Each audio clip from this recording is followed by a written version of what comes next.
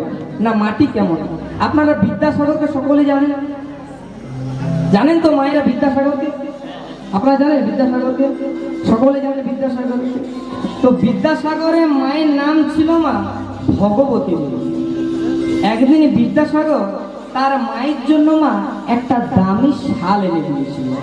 শাল মানে বুঝতে পারছেন তো মা? চাদর যাকে বলা হয়।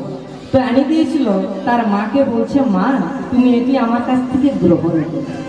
তার মা বাবা সেই শালটি নিয়েছে, নিয়ে পর একদিন যায়, দুদিন যায়, 3 দিন যায়, 4 দিনের দিনে জয়দেব গোস্বামী বলছে মা ও মা তোমার শালটি পছন্দ হয়নি?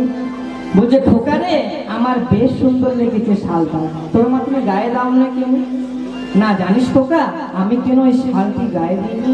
না এই সংসারে অনেক মা আছে যারা একবেলা খায় একবেলা উপোস করে, তাদের পরনে শুধু একটা ছেঁড়া শাড়ি।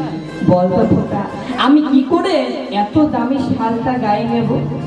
আমি এত দামি শালটা কি করে গায়ে নেব বল?